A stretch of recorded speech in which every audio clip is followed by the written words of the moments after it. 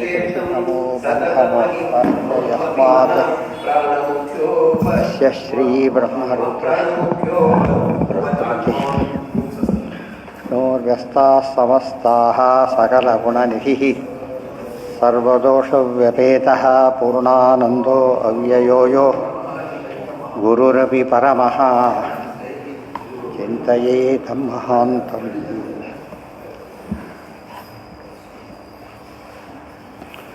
नमः परस्मै पुरुषाय भूयसे सदुद्धवस्थाननिरोधलीलया गृहीतशक्तिधृतयाय देहिनाम् ಅಂತರ್ಧ್ರುವಾಯಾನುಪಲಭ್ಯವರ್ತ್ಮನೇ.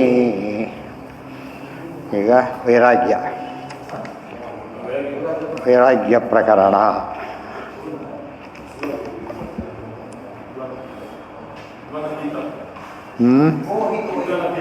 ವಿದ್ವಾನಪೀಥಂ ಮನುಜಾಃ ಕುಟುಂಬಂ ಪುಷ್ಣನ್ ಸ್ವಲೋಕಾಯ ನ ಕಲ್ಪತೆ ವೈ ಯಸ್ವೀಯಪಾರಕ್ಯ ವಿಭಿನ್ನ ಭಾವಃ ತವ ಪ್ರಪದ್ಯೇತ ಯಥಾ ವಿಮೂಢಃ. ವಿದ್ವಾನ್ ವಿಮೂಢ, ಆಕರ್ಷಿತನಾದ ವಿದ್ವಾಂಸ ಮೂಢನಾಗ್ತಾನೆ, ಭಾರಿ ಮೂಢನಾಗ್ತಾನೆ. ಆದ್ದರಿಂದ ಬಹಳ ಎಚ್ಚರದಿಂದ ಇರಬೇಕು ಅಂತ ಹೇಳ್ತಾರೆ. ವಿಮೋಹಿತೋಯಂ ಜನ ಈಶ ಮಾಯಯಾ ತ್ವದೀಯಯಾ ತ್ವಾಂ ನ ಭಜತ್ಯನರ್ಥದೃಕ್ ಸುಖಾಯ ದುಃಖ ಪ್ರಭವೇಷು ಸಜ್ಜತೆ ಗೃಹೇಷು ಯೋಷಿತ್ ಪುರುಷಶ್ಚ ವಂಚಿತಃ. ವಿಮೋಹಿತಃ ಅಯಂ ಜನಃ ಈಶಾ ಮಾಯಯಾ ತ್ವದೀಯಯಾ ತ್ವಾಂ ನ ಭಜತಿ ಅನರ್ಥದೃಕ್ ಸುಖಾಯ ದುಃಖ ಪ್ರಭವೇಷು ಸಜ್ಜತೆ ಗೃಹೇಷು ಯೋಷಿತ್ ಪುರುಷಶ್ಚ ವಂಚಿತಃ. ವಿಮೋಹಿತೋಯಂ ಜನಃ ಈಶಾ ಮಾಯಯಾ. ಈಶಾ ಇದು ಮುಚುಕುಂದ ಮಾಡ್ತಕ್ಕಂಥ ಸ್ತೋತ್ರ ಇದು. ಹೇ ಈಶಾ ಕೃಷ್ಣ, ಜನಃ ಜನಗಳು, ಅಯಂ ಜನಃ ಈ ಜನರೆಲ್ಲ ಕೂಡ, ಈಶಾ ನಿನ್ನ ಮಾಯೆಯ ವಿಮೋಹಿತ ಮಾಯೆಗೆ ಒಳಗಾಗಿ ಮೋಹಿತರಾಗಿರುವ. ದೈವಿ ಶೇಷ ಗುಣಮಯಿ ಮಮ ಮಾಯಾ ದುರತ್ಯಯ. ತ್ವದೀಯಯ ಮಾಯೆಯ ಅಂದ್ರಂತೆ ಮದೀಯ ಮಾಯ, ಮಮ ಮಾಯಾ ದುರತ್ಯಯ ತ್ವದೀಯಯ ಮಾಯೆಯ. ಭಗವದ್ಗೀತಕ್ಕೂ ಇದಕ್ಕೂ ಹೇಗೆ ಟ್ಯಾಲಿ ಆಗ್ತದೆ ನೋಡಬೇಕು. ತ್ವಾಂನ ಭಜತಿ ಅನರ್ಥದೃಕ್. ಇವತ್ತು ಆಫೀಸಲ್ಲಿ ಕೆಲಸ ಮಾಡ್ತಾ ಅದಕ್ಕೆ ಮೋಸ ಮಾಡಿದರೆ ಹೇಗೋ ಹಾಗೆ. ಇವತ್ತೆಲ್ಲ ಇಡೀ ವಿಶ್ವವೇ ಭಗವಂತನ ಕಚೇರಿ. ಪ್ರತಿಯೊಬ್ಬರು ಕೂಡ ಅವನಿಗೆ ದಾಸರಾದ್ದರಿಂದ ಅವನನ್ನು ಮರೆತು ಏನೇ ಮಾಡಿದರೂ ಕೂಡ ಅದು ದ್ರೋಹ ಆಗ, ನಂಬಿಕೆ ದ್ರೋಹ ಅಂತಾರಲ್ಲ ಹಾಗೆ. ಭಜತಿ ಅನರ್ಥದೃಕ್, ಭಜತಿ ಅನರ್ಥದೃಕ್, ಯಾವುದರಲ್ಲಿ ಅರ್ಥ ಇಲ್ಲ ಅದರಲ್ಲಿ ಭಾರಿ ಗಮನ ಕೊಡ್ತಾನೆ. ಪುರುಷಾರ್ಥ ಅರ್ಥೋ ಅನರ್ಥ, ಪರಮಾತ್ಮನ ಬಗ್ಗೆ ಏನೂ ಗಮನ ಕೊಡೋದೇ ಇಲ್ಲ. ಸುಖಾಯ ದುಃಖ ಪ್ರಭವೇಶು ಸಜ್ಜತೆ. ಸುಖ ಬೇಕು ಅಂತ ಹೋಗ್ತಾನೆ, ದುಃಖ ಬರೋದಕ್ಕೆ ಗಂಟು ಬೀಳ್ತಾನೆ. ಹಿಂದೆ ಬಂದಿದೆ. ಜನ ಏನು ಮಾಡ್ತಿದ್ದಾರೆ ಈಗ, ಸುಖ ಅಂತ ತಿಳ್ಕೊಂಡ್ಬಿಟ್ಟು ದುಃಖದಲ್ಲಿ ಕೂಡ ಬೀಳ್ತಾ ಇದ್ದಾರೆ. ಅದು ಸುಖ ಅಲ್ಲ. ಅದು ಮಮೈಷ, ಅದು ಶ್ರೇಯಸ್ಸು ಶ್ರೇಯಸ್ಸು ಪ್ರೇಯಸ್ ಎಂದೂ ಕೂಡ ಶ್ರೇಯಸ್ಸಾಗ್ಲಿಕ್ಕೆ ಸಾಧ್ಯ ಇಲ್ಲ. ತಿಳ್ಕೊತಾನಲ್ಲ ಅದೇ ತಪ್ಪು. ಅಜಿತ ನಿಷ್ಫಲೋ ಗತಃ ದುಃಖ ಪ್ರಭವೇಶು ಸಜ್ಜತೆ ಗೃಹೇಶು ಯೋಷಿತ್ ಪುರುಷಶ್ಚ ವಂಚಿತಃ.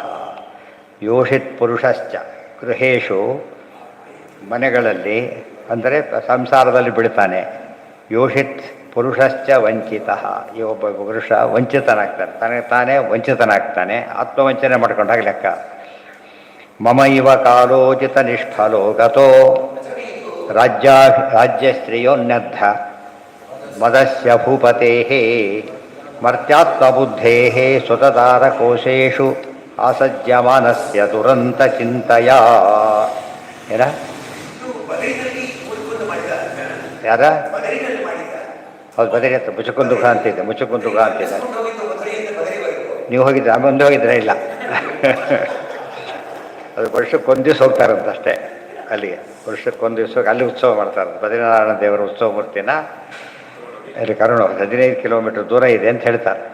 ಗೊತ್ತಾ, ಅಲ್ಲಿ 15 ಕಿಲೋಮೀಟ್ರ್ ಒಂದು 10 ಅಡಿನೂ ಕಷ್ಟ ಹೋಗೋದು. ಅಂತಲ್ಲಿ ಹೋಗಿ ಮಾಡ್ಕೊಂಬರ್ತಾರೆ ಅಂತ ಹೇಳಿ. ಅಲ್ಲಿ ಆ ಸೇಫ್ ಎಷ್ಟೋ ವರ್ಷ ಮಲಗಿದ್ದ ಅದರೊಳಗೆ. ಸಾಮಾನ್ಯ ಯಾರು ಹೋಗಲಿ, ಇವತ್ತಿಗೂ ಯಾರು ಹೋಗೋದಿಲ್ಲ, ಆದ್ದರಿಂದ ಸೇಫ್ ಅದು. ಈಗ ಹೇಳ್ತಾನೆ, ಮಮೈಷ ಕಾಲೋ ಅಜಿತ ನಿಷ್ಫಲೋ ಗತಃ. ಮಲಗಿಬಿಟ್ಟನಲ್ಲ, ಎಷ್ಟು ಕಾಲ ಹಾಳು ಮಾಡಿಕೊಂಡೆ ಅಂತ ಹೇಳ್ತಾರೆ. ಗೊತ್ತಾಯ್ತಾ? ಮಮೈಷ ಕಾಲೋ ಅಜಿತ ನಿಷ್ಫಲೋ ಗತಃ ರಾಜ್ಯಶ್ರಿಯ ಉನ್ನದ್ಧ ಮತಸ್ಯ ಭೂಪತೇಃ ಮರ್ತ್ಯಾತ್ಮಬುದ್ಧೇಃ ಸುತತಾರಕೋಶೇಷು ಅಸಜ್ಜಮಾನಸ್ಯ ದುರಂತ ಚಿಂತೆಯ ಮಮ ಏಷ ಕಾಲಃ ಹೇ ಅಜಿತ ಅಜಿತಂ ನಮಾಮಿ ಮಮ ಏಷ ಕಾಲಃ ಅಜಿತ ನಿಷ್ಫಲಃ ಗತಃ ನನ್ನ ಕಾಲ ನಿಷ್ವ್ಯರ್ಥವಾಗಿ ಹೋಯಿತು ಅಂತ ಹೇಳ್ತಾನೆ. ಗತಃ ರಾಜ್ಯಶ್ರೀಯ ಉನ್ನದ್ಧ ಮದಸ್ಯ ಭೂಪತಿ, ಮೊದಲು ರಾಜನಾಗಿದ್ದೆ, ರಾಜ್ಯದ ಸಂಪತ್ತಿಗೋಸ್ಕರ ನಾನು ಪೂರ್ತಿ ಸಾಧನೆ ಮಾಡಲಿಕ್ಕಾಗಲಿಲ್ಲ ಅದಂತ ಇರೋದು. ಅದೇ ರೀತಿಯೇ ಈ ಕಾಲ ಅಂತೂ ಮನೆ ಕಳೆದುಬಿಟ್ಟೆ, ಒಟ್ಟು ಕಾಲ ಎಲ್ಲ ವ್ಯರ್ಥ ಆಗೋಯ್ತು ಅಂತ ಹೇಳಿದ್ರೆ ಬೈ ಊಟದ ಕೆಲಸ, ಉಂಡ ಮೇಲೆ ಶಯನ, ಮಧ್ಯಾಹ್ನ ಎಲ್ಲ ಹೊಟ್ಟೆಗೋಸ್ಕರ ಹತ್ತಿರಲ್ಲೇ ಮಲಿಬಿಡು, ಮತ್ತೆ ಅದೇ ಪದ್ಧತಿನೇ ಹೊರತು ದೇವರು ಮರ್ತೇ ಬಿಡ್ತಾನೆ. ಮರ್ತ್ಯಾತ್ಮ ಬುದ್ಧೇಹೇ, ಮರ್ತ್ಯ ಅಂದರೆ ಸಾಯೋ ದೇಹ, ದೇಹವೇ ನಾನು ಅಂತಕ್ಕ ಭ್ರಮೆಗೊಳಗಾದೆ. ಸುತದಾರ ಕೋಶೇಶು ಆಸಜ್ಜ ಮಾನಸ್ಯ, ಸುತ ದಾರ ಕೋಶ ಇವುಗಳಲ್ಲಿ ನಾನು ತೊಡಗಿದ್ದೇ ಹೊರತು ದುರಂತ ಚಿಂತೆಯ, ದುರಂತ ಅಂದರೆ ಕೊನೆ ಇಲ್ಲದ ಚಿಂತೆ ಅಥವಾ ಕೆಟ್ಟದರಲ್ಲಿ ಕೊನೆ ಕೊಡತಕ್ಕಂಥ ಚಿಂತೆ ಮಾಡಿದ್ದೇ ಹೊರತು ನಿನ್ನ ಮಾಡ್ಕೊಳ್ಳೇ ಇಲ್ಲ ಅಂತ ಹೇಳ್ತಾರೆ. ಮುಚುಕುಂದ ಅಂತ ಹೇಳಿದ್ನಲ್ಲ, ಮುಚುಕುಂದ ಮಾಡ್ತಕ್ಕಂಥ ಸ್ತೋತ್ರ ಇದು. ಮುಚುಕುಂದ ರಾಜ ಆ್ಯಕ್ಚುಲಿ ಸಾಧನೆ ಮಾಡ್ಕೊಂಡಿದ್ದಾನೆ, ಈಗ ಮಲಗಿದ್ದು ಬೇರೆ ವಿಷಯ. ಹಾಗೆ ಮಾಡಿರಲಿಲ್ಲ, ಸಾಮಾನ್ಯ ಚೆನ್ನಾಗಿ ಬರೆದು ಏನೂ ಬರೋದಿಲ್ಲ ಅಂತಾರಲ್ಲ ಹಾಗೆ. ಸಾಮಾನ್ಯ ರ್ಯಾಂಕ್ ಬರೋ ಸ್ಟೂಡೆಂಟು ಎಲ್ಲ ಬರ್ತಾರೆ ಮನೆ ಬರ್ಬೇಕಾದ್ರೆ, ಅವನೇನು ಪಾಸ್ ಆಗ್ತಿರ್, ಒಂದು ಮಾರ್ಕ್ ಎಲ್ಲೋ ಮಿಸ್ ಆಗಿಬಿಟ್ಟಿದೆ, ಅದೇ ತಲೆಗೆ ಒದ್ದಾಡ್ತಾ ಇರ್ತಾರೆ. ಆ ಥರ ಏನು ಚೆನ್ನಾಗಿ ಬರೋದೇ ಇಲ್ಲ ಅಂತ ಆ ಥರ ಯೋಚನೆ ಮಾಡ್ತಾರೆ. ಸಹಾಯದ ಪ್ರಶ್ನೆ ಅಲ್ಲ, ಸೇವೆ ಅದಷ್ಟೇ, ಚಾನ್ಸ್ ಕೊಡ್ತಾರೆ ಅವರು ಅಷ್ಟೇ. ಭೂಲೋಕದ ಜನಗಳಿಗೆ ಕೂಡ ನೀವು ಬಂದು ಮಾಡಿ ಅಂತ ಹೇಳ್ತಾರೆ. ಹಿಂದೆ ಈ ಕಾಂಟ್ಯಾಕ್ಟ್ ಇಲ್ಲ ಕಲಿಯುಗದಲ್ಲಿ, ಬೇರೆ ಯುಗದಲ್ಲೆಲ್ಲ ಅವ್ರ ದುಷ್ಯಂತನ ಕರೆದಿದ್ದು ಹೇಳ್ತಾರೆ, ಇವ್ರನ್ನ ಕರೆದಿದ್ದಾರೆ. ಅವಾಗ ಅವ್ರು ಏನು ಬೇಕು ಅಂತ ಕೇಳಿ ಕೊಟ್ಟು ಕಳಿಸ್ತಾರೆ, ತಮ್ಮ ಪರವಾಗಿ ಆಡೋದು. ಇವತ್ತು ಕೂಡ ಕೆಲ ಆಟಗಾರನ ಕೆಲವರು ಬೇರೆಯವ್ರು ಭಾರ ಮಾಡ್ತಾರೆ, ಬೇರೆ ದೇಶದವ್ರು ಭಾರ ಮಾಡ್ತಾರೆ, ಕೊಡ್ಕೋತಾರೆ. ಅದೃಷ್ಟಿ ಇರೋದ್ರಿಂದ ಅದು ಪದ್ಧತಿ ಇದಲ್ಲ. ಅವರಿಗೆ ಸಮರ್ಥನಾದವನೇ ಒಂದು ರೆಕಗ್ನಿಷನ್ ಅದಷ್ಟೇ. ದೇವತೆಗಳಿಗೆ ಸಹಾಯ ಬೇಕಿಲ್ಲ, ಅದವ್ರು ಭಾರಿ ಮೇಲಿರ್ತಾರೆ, ಚಾನ್ಸ್ ಕೊಡ್ತಾರೆ, ಅದು ಇಂಪಾರ್ಟೆಂಟ್.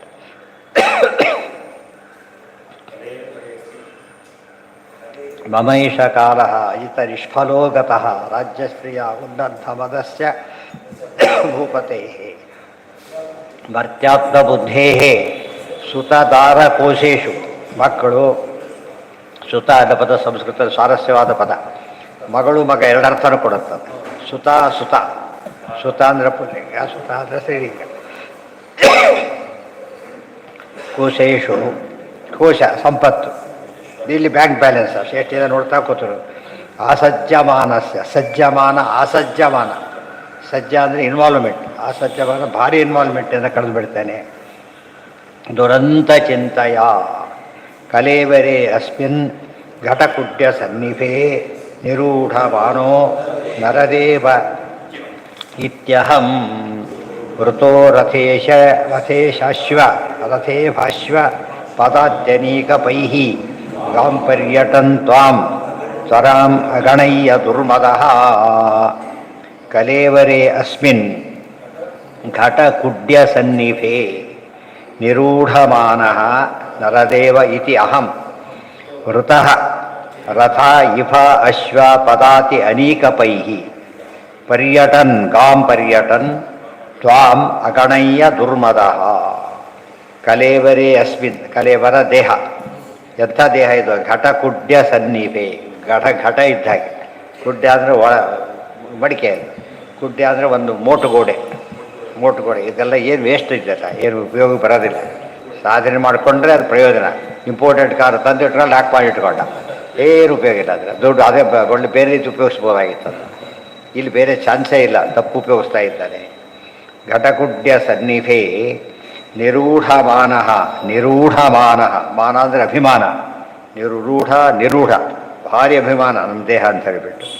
ನರದೇವ ಇತ್ಯಹಂ, ಜೊತೆಗೆ ನರದೇವ, ನಾನು ರಾಜ ಅಂತಕ್ಕಂಥ ಅಹಂಕಾರವೇ, ನಾನು ರಾಜ. ಇತಿ ಅಹಂ ವೃತಃ ರಥ ಇಭ ಅಶ್ವ ಪದಾತಿ ಅನೀಕಪೈಃ, ಎಲ್ಲ ಚತುರಂಗ ಬಲ ಇದು. ರಥ ಇಭ ಆನೆ, ಇಭವಕ್ತ್ರಾಯ ನಮಃ, ಗಣೇಶನೇ ಅಂತ ಸ್ತೋತ್ರ ಮಾಡ್ತಾರೆ. ಇಭವಕ್ತ್ರಾಯ ನಮಃ. ರಥೈಃ, ಆಮೇಲೆ ಅಶ್ವ ಪದಾತಿ ಚತುರಂಗ ಬಲ ಆಯಿತು. ಅನೀಕಪೈ, ಸೇನಾಧಿಪತಿಗಳು, ಇವರಿಂದ ಕೂಡಿದವನಾಗಿ ನಾನು ಗಾಂ ಪರ್ಯಟನ್, ದಿಗ್ವಿಜಯ ಕೊಟ್ಟಿದ್ದೆ, ಹೊಟ್ಟಿದ್ದೆ, ಗೆದ್ದು ಬಂದಿದ್ದೆ. ತ್ವಾಂ ಅಗಣಯ್ಯ ದುರ್ಮದ, ನಿನ್ನ ಲೆಕ್ಕಕ್ಕೆ ತರಲಿಲ್ಲ, ಗಣನೆ ಅಗಣನೆ, ನೀನು ಗಣನೆ ಮಾಡದೆ ಹೋಗ್ಬಿಟ್ಟೆ ನಾನು, ದುರ್ಮದ ಕೆಟ್ಟ ಮದಕ್ಕೆ ಒಳಗಾದೆ. ಕಲಿ ಈ ವೇಸ್ಟ್ ಅದು ಬೋಟ್ಗಳು ಮನೆಗೂ ಉಪಯೋಗ ಇಲ್ಲ, ಯಾವುದಕ್ಕೂ ಉಪಯೋಗ ಇಲ್ಲ, ಅಡ್ಡಾಡು ಬರುತ್ತೆ ಅಷ್ಟೇ, ಗೊತ್ತಾಯ್ತಾ. ಬರೀ ಗೋಡೆ ಆದ್ರೆ ಏನು ಮಾಡೋದು, ಕರೆ ಪಕ್ಷ ಬೋಟ್ಗಳು ಈಗ ಹೋಗ್ಬಿಟ್ಟಿದೆ, ದುಡ್ಡಾಗಿ ಹೋಗ್ಬಿಟ್ಟಿದೆ. ಅದ್ರ ಏನಾಗುತ್ತೆ, ಅದಕ್ಕೆ ಫೋಟೋದನ್ನ ಹಾಕ್ಲಿಕ್ಕೂ ಬರೋದಿಲ್ಲ, ಆ ಸ್ಥಿತಿ ಬರ್ತಾರೆ. ವೇಸ್ಟ್ ಅದು ಜಡ ಪದಾರ್ಥ, ಯಾಕೋ ದೇಹ ಜಡ ಪದಾರ್ಥ ತಾನೆ, ಅದು ವೇಸ್ಟ್ ಅಂತ ತೋರ್ಸಕ್ಕೆ ಬೋಟು ಸೇರಿಸಿದ್ರು ಅದನ್ನು. ಹಾಂ, ಎಲ್ಲಿ ಎರಡು ದೃಷ್ಟಾಂತ, ಚಲನೆ ಇಲ್ಲ ಅಂತ ಘಟನೆ ಎತ್ಕೊಂಡು ಓಡಾಡ್ಬೋದು, ಕೊನೆ ಪಕ್ಷ ನೀರಾರೋ ತರ್ಬೋದು, ಇದು ಅದಕ್ಕೂ ಬೋಟ್ಗಳು ಕುತ್ಕೊಂಡಿರ್ಬೇಕು ಅಷ್ಟೇ. ಅಂದರೆ ಎರಡು ದೃಷ್ಟಾಂತ ಕೊಟ್ಟರು, ವ್ಯರ್ಥ ಒಂದೇ ಕೊಡಬೇಕು ಅಂತೇನಿಲ್ಲ, ಹೆಚ್ಚು ಕೊಡ್ಬೋದು, ಎಷ್ಟೋ ದೃಷ್ಟಾಂತ ಕೊಡು, ಒಂದೇ ಇದಕ್ಕೆ ಸ್ಪಷ್ಟ ಮಾಡೋಕೆ ಏನಂತ ಕೊಡ್ಬೋದು, ಒಂದೆರಡು ಮೂರನಾಲ್ಕು ಕೊಡ್ತಾನೆ ಹೋಗ್ಬೋದು, ಏನು ತಪ್ಪಲ್ಲ. ಅದನ್ನು ಎರಡಿದೆ ವ್ಯತ್ಯಾಸ. ಇದು ಸ್ವಲ್ಪ ನೀರು ಉಪಯೋಗ ಬರುತ್ತೆ, ಅದೇನೂ ಬರೋದಿಲ್ಲ, ಅಡ್ಡ ಬೇರೆ ಅದನ್ನು. ಆ ದೃಷ್ಟಿಯಿಂದ ವೇಸ್ಟ್ ಉಳಿದೋಡ್ ಪಾಲಿಗೆ ಏನೋ ಅವನು ವೇಸ್ಟ್ ಬಾಡಿ ಅಂತ ಕರೀತಾರಲ್ಲ, ಹಾಗೆ ವೇಸ್ಟ್ ಬಾಡಿ ವೇಸ್ಟ್ ಗೋಡೆ ಆ ಥರ ಆಗುತ್ತೆ, ಏನೂ ಉಪಯೋಗ ಇಲ್ಲ. ಕೂಡ್ಲಕ್ಕೆ ಬರುತ್ತಾ ಹೋಗಿರೋದ್ರಲ್ಲಿ, ಗಿಳ್ಳಕ್ಕೆ ಬರೋದ, ಹೋಗಿ ಚೇರ್ಗೆ ಕೂತಾರು ಕೊಡ್ಬೋದು, ಯಾವ ಕೆಲಸಕ್ಕೂ ಬರೋದಿಲ್ಲ, ಸ್ವಲ್ಪ ಕೆಲಸಕ್ಕೆ ಬರುತ್ತೆ. ಹಾಂ ಹಾಂ ಹಾಂ, ಏನಿಲ್ಲ, ಯಾರು ಬಿಟ್ಟು ಹೋಗಿದ್ದಾರೆ, ವೇಸ್ಟ್ ಅಂತ ಕೈಕಾಲು ಮಾಡಿದ್ರು ಅಷ್ಟೇ, ಸುಮ್ಮನೆ ಕೂತರು ಅಷ್ಟೇ. ಇನ್ವ್ಯಾಲಿಡ್ ಆದರೆ ಬೋಟ್ ಕೊಡಿರ್ತಾನೆ, ಇನ್ವ್ಯಾಲಿಡ್ ಮನುಷ್ಯ, ಇದು ಬರ್ಡನ್ ಆಗ್ತಾನೆ, ಏನು ಉಪಯೋಗ ಇಲ್ಲ.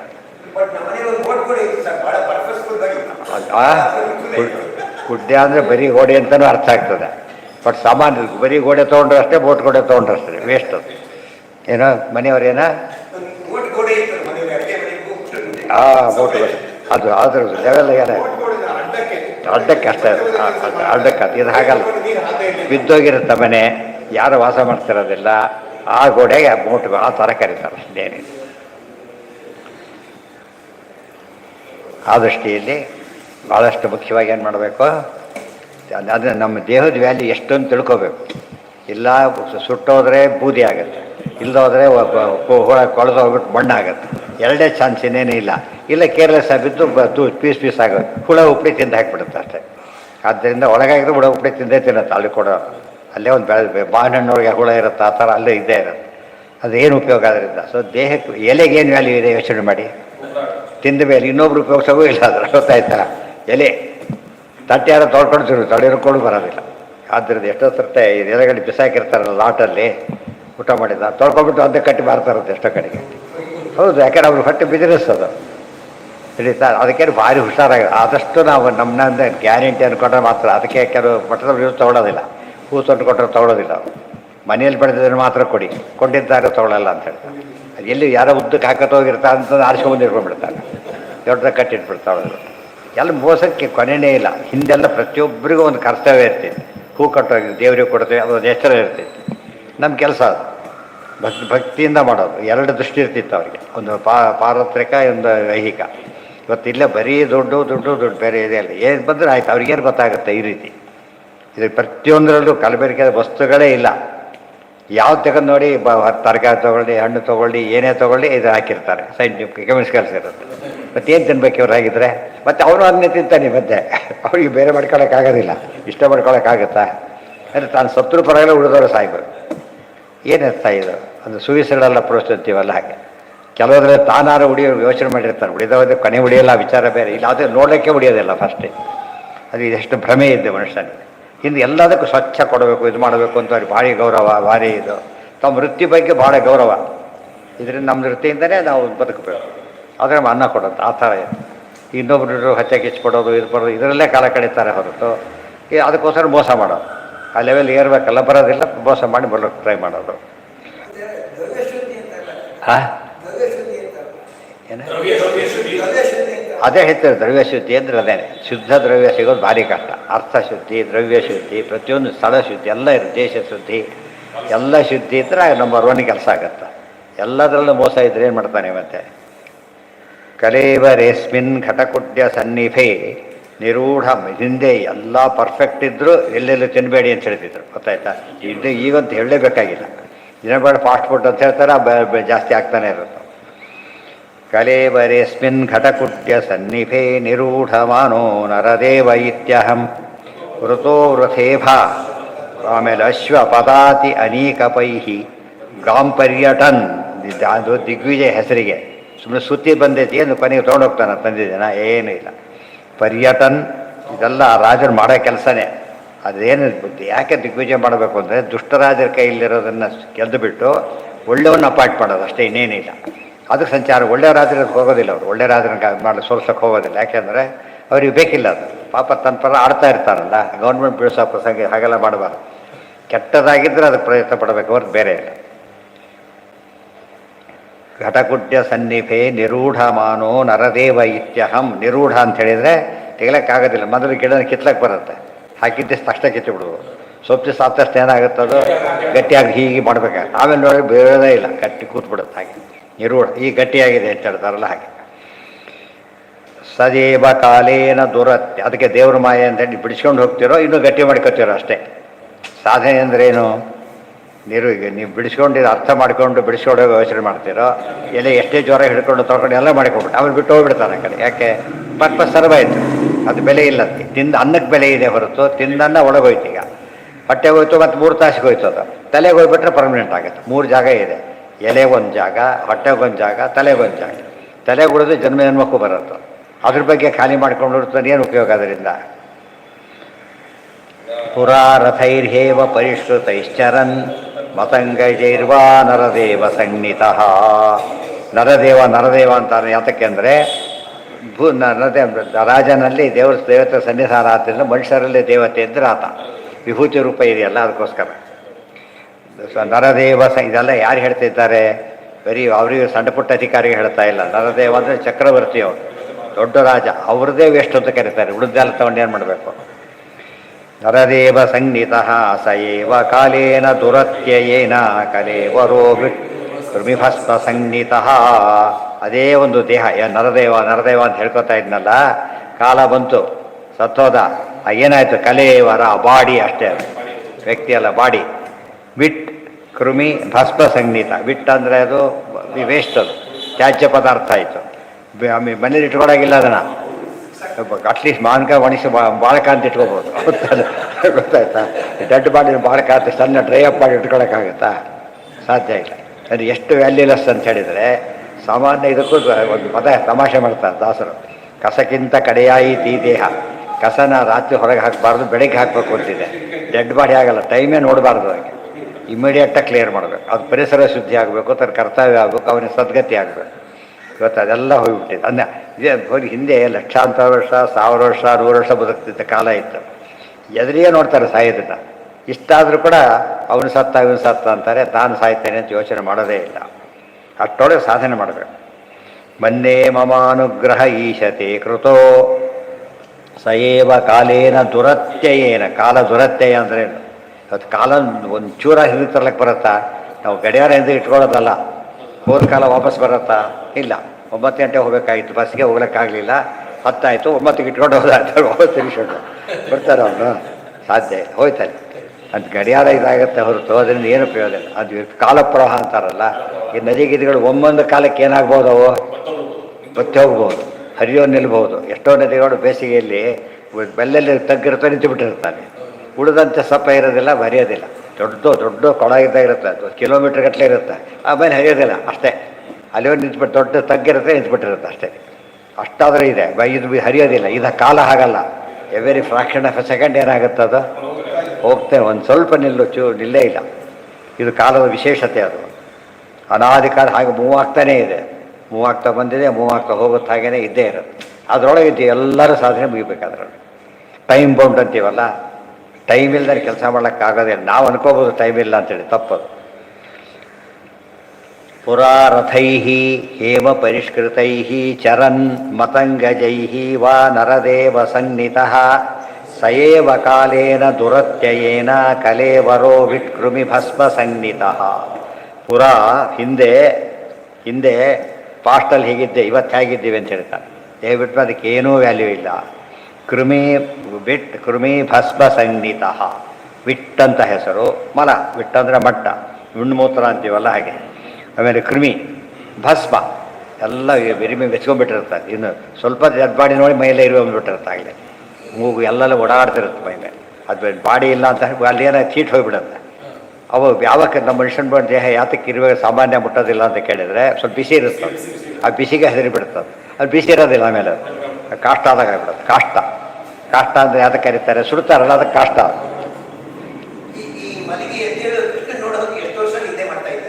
ಅಯ್ಯೋ ಎಷ್ಟೋ ಸಾವಿರ ವರ್ಷ ಆಗೋಗ್ಬಿಟ್ಟಿತ್ತು. ಕುಂಭಕರ್ಣಂದು 6 ತಿಂಗಳು ಇಡ್ತಿದ್ದ. 6 ತಿಂಗಳು ಎಂಟು ಬಂದು ಸಾಮಾನ್ಯ ವೆರಿ ಫ್ರೀಕ್ವೆಂಟ್ ಅಲ್ಲ, ಒಂದು 4 ತಿಂಗಳು 6 ತಿಂಗಳು ಹಾಗೆಲ್ಲ ಹೇಳ್ತಿದ್ದ. ಅವನು ಬೇಗ 1 ತಿಂಗಳಿಗೆ ಅಂತ ಭಾರಿ ಬೇಗ ಎಬ್ಬಿಸ್ಬಿಟ್ಟ. ಲೆಕ್ಕ ಸಿಟ್ಟು ಬಂದುಬಿಡ್ತಿತ್ತು ಅವನಿಗೆ.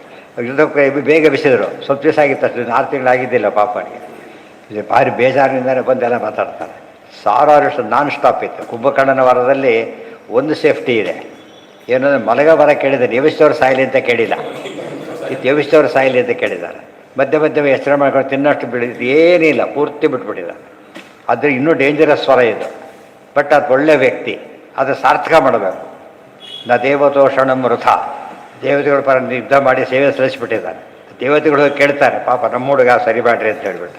ಆಗ ಪರಮಾತ್ಮ ಇವನ್ನ ಕಾಲವನ್ನು ಕೊಲಿಸ್ಬಿಟ್ಟು ಅವ್ರ ಕೈಲೇ. ಆ ಪುಣ್ಯದಿಂದ ಆತನಿಗೆ ಆನಂದ ಪರ ಮಾಡ್ತಾನೆ. ಒಂದೇನಾದ್ರು ಕೆಲಸ ಮಾಡಬೇಕಲ್ಲ, ಒಂಚೂರು ಮಾಡಿಬಿಟ್ಟು ಸಾಧನೆ ಮಾಡಿಸ್ತಾರೆ.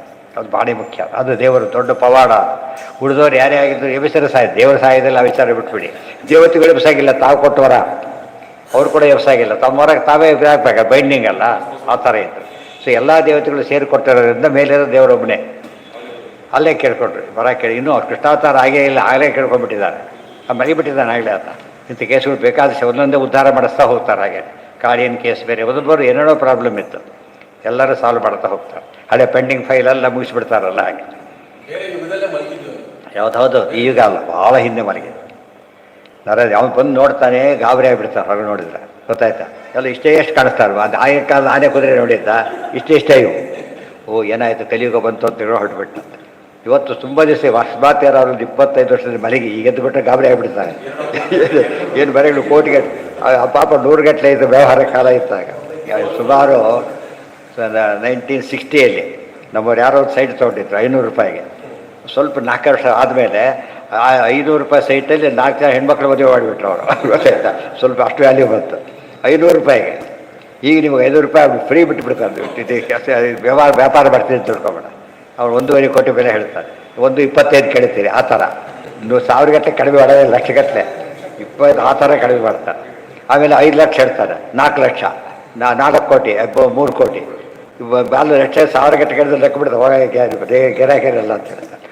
ವ್ಯತ್ಯಾಸ ಮನೆ ಕೆಲಸದವರಿಗೆ ಗೌರ್ಮೆಂಟ್ ಸಂಬಳ ಎಷ್ಟು ಬರ್ತಿದ್ದು ಗೊತ್ತಾ? ಹಿಂದೆ 500 ರೂಪಾಯಿ ಬಂದಾಗ ಟ್ಯಾಕ್ಸ್ ಕೊಟ್ಟಿದ್ವಿ. 500 ರೂಪಾಯಿ ಟ್ಯಾಕ್ಸು ಸಂಬಳ ಬರ್ತಿದ್ದು 500 ರೂಪಾಯಿ, ಅದಕ್ಕೆ ಟ್ಯಾಕ್ಸ್. ಅದು ಮನೆ ಕೆಲಸದವ್ರು 1 ರೂಪಾಯಿ 2 ರೂಪಾಯಿ ಅಷ್ಟೇ ಮನೆವರೆಗೆ ಬರ್ತಾರಲ್ಲ. ತಿಂಗಳಿಗೆ ಒಂದು ದಿವಸಕ್ಕಲ್ಲ, ತಿಂಗಳಿಗೆ 2 ರೂಪಾಯಿ 3 ರೂಪಾಯಿ ಅಷ್ಟರಲ್ಲಿ ಇರ್ತಿದ್ರು, ಬದುಕ್ತಿದ್ರು. ಇವತ್ತು ದಿವಸಕ್ಕೆ 100 ರೂಪಾಯಿ ಕೊಟ್ಟರು ಬರ್ತಾರೆ. ದಿವಸಕ್ಕೆ 100 ರೂಪಾಯಿ ಕೊಟ್ಟರೆ ಅದೆಲ್ಲ ಯಾರು ಬರ್ತಾರೆ? ಹೋಗ್ರಿ. ಎಷ್ಟು ಬದಲಾಗಿದೆ ಅಂತ ಕೇಳಿದರೆ, ಅದು 4 ಡಿಜಿಟ್ಸ್ ಅಂದರೆ ದೊಡ್ಡ ಸಂಬಳ. ಅದು 1000 ಬಂತು ಅಂತ ಹೇಳಿದ್ರೆ ಪ್ರಿನ್ಸಿಪಾಲ್ ಸಂಬಳ 1000 ರೂಪಾಯಿ ಅಷ್ಟೇ. ಈಗ ಅಟೆಂಡರ್ ಸಂಬಳನೇ 50-60 ಸಾವಿರ ರೂಪಾಯಿ ಇರ್ತದೆ. ಅಷ್ಟು ಸೀನಿಯರ್ ಆಗಿಬಿಟ್ರೆ ದುಡ್ಡು ಬೆಲೆನೇ ಇಲ್ಲ. ಯಾಕೆ ಹೇಳಿದೆ ಅಂದರೆ, ಎದ್ದು ಬಿಟ್ಟರೆ ಗೊತ್ತಾಗೋದು, ಸಾಕಾಗಿಬಿಡ್ತಾರೆ ಅವ್ರು. ಸಡನ್ ಅಡ್ಜಸ್ಟ್ ಆಗಿದ್ದೀವಿ ಪರವಾಗಿಲ್ಲ, ಸಡನ್ ಏನಿದೆ ಅದು ಈಗ ಹುಚ್ಚಿಡಿದೆ ಅಂತ ತಿಳ್ಕೊಂಡ್ಬಿಡ್ತಾರೆ. ಅದೆಲ್ಲ ಇದೊಂದಿದೆ, ರಿಪ್ ಆ್ಯಂಡ್ ವಿಂಕಲ್ ಅಂತ ಇಂಗ್ಲೀಷ್ ಒಂದು ಸ್ಟೋರಿ ಇದೆ, ಅದೆಲ್ಲ ಓದಬೇಕು. ಈ ಟೈಪ್ ಅವೆಲ್ಲ ಕೂಡ ಎಷ್ಟು ಬದಲಾಗಿದೆ. ಮುಚ್ಕೊಂಡ್ರೆ ಅದನ್ನು ಕಾಪಿ ಅದು. ಆದರೆ ಈ ಕಥೆಗಳಲ್ಲಿ ಸುಮ್ಮನೆ ಕಥೆಯಾಗಿ ಓದಿದ್ರು ಕೂಡ ಎಷ್ಟು ಟ್ರೂತ್ ಇದೆ ಅದರಲ್ಲಿ. ಏನೇನಾಗು ಆನೆಗಳೆಲ್ಲ ಹೀಗೆ ಕಾಣಿಸ್ತಾ ಇದೆ ಅಂತ, ಹಸುಗಳೆಲ್ಲ ಹೀಗೀಗಿದೆ. ಆ ಎತ್ತರ ಇಲ್ಲಿ ಏನು ಇಲ್ಲೇ ಇಲ್ಲ. ಅದಕ್ಕೆ 26 ಮೊಳ ಹೇಳಿದ್ದಾರೆ ಕಲಿಯುಗದಲ್ಲಿ, 28 ಮೊಳ ಮನುಷ್ಯರ ಹತ್ರನೇ ಎತ್ತರನೇ. ಎಷ್ಟು ಚೇಂಜ್ ಆಗಿದೆ. ಓ ಪ್ರಾಪ್ತಮ್ ಕಲಿಯುಗ ಬಂದಿದೆ, ಭಾಳ ಬಲಿಗಿದ್ದೆ ನಾನು ಅಂತ ತಿಳ್ಕೊಂಡು ಮುಂದೆ ತಪಸ್ಸಿಗೆ ಹೋಗಿ ಮುಂದೆ ಬ್ರಾಹ್ಮಣನಾಗಿ ಹುಟ್ಟು ಸದ್ಗತಿಗೆ ಹೋಗ್ತಾರೆ. ಬರುತ್ತೆ ಯಾವಾಗ ಹೀಗಾಗೋದು ಬಸ್ ಸರಿಗೆ ಹೋಗೋದು ಇದ್ದಿದ್ದೆ.